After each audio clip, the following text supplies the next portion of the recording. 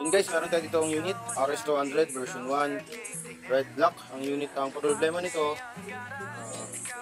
mag-ano tayo, throttle body cleaning, FI cleaning, then check natin yung fuel pump kung gumagana pa, kasi kagabi pag open ko nito, hindi natunog yung pump, so check natin yan ngayon. Then magpapalit din tayo ng oil seal dito sa harapan.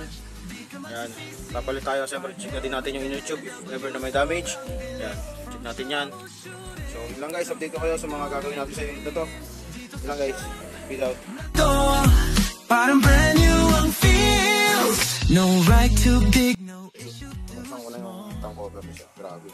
Pwede ka na magtanim. Pwede ka na magtanim ng ano dito. Wala.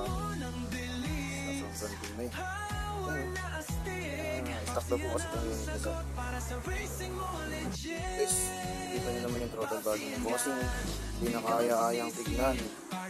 Itim na. Ayan. Nilinisin natin yan bago na. Yun guys, bali nilinisin natin ng kapiraso gamit ang ating gas. Parang hindi sa sobrang dumi pa rin pagtanggal natin yung throttle body sa atin. Guys, unit natin.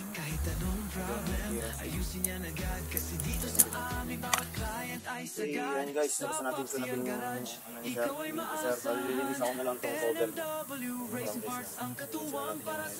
Ayan guys, tapos na yung throttle body natin, ultrasonic. Bali, papatuloyin ko lang to kasi mag-ano pa ako. Ayan pa ako ng practice. Guys, okay na, kabit na natin. Nalinisin na rin natin ang mga pamilya na guys.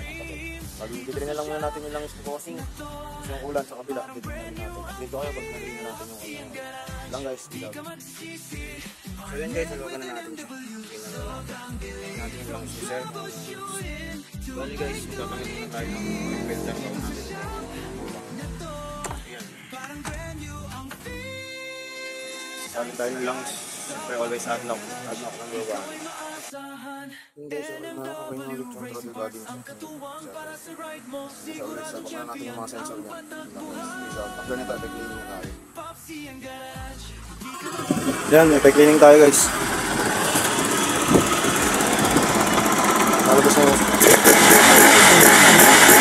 nakakarto deposit sa loob ng ating combustion chamber. So, yun lang guys. Peace out. Yan, update ko nga pala kayo sa ating inner tube ni bossing. Yan, nakita nyo yan guys.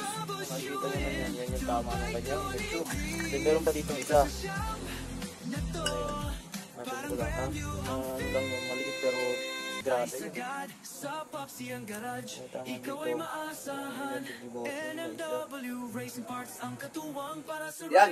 So napag-design na si customer. Papalit na natin yung bagong inner tube. Eh, bago yan boy.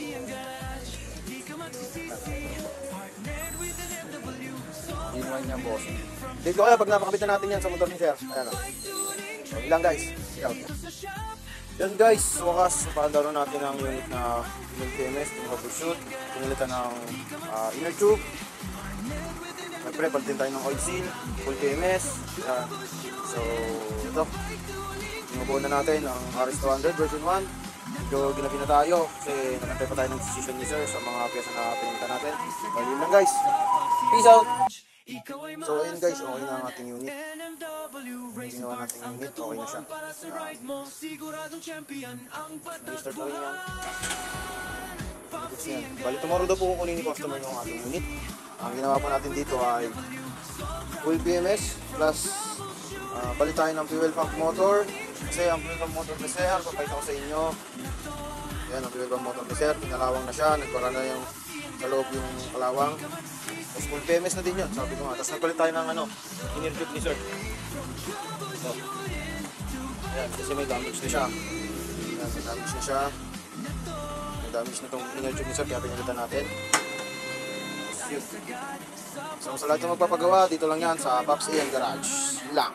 W Racing Parts ang katuwang para sa ride mo. Siguradong champion ang patakbuhan. Pops Ian Garage, di ka magsisisi. Partnered with an MW, sobrang bili from troubleshoot.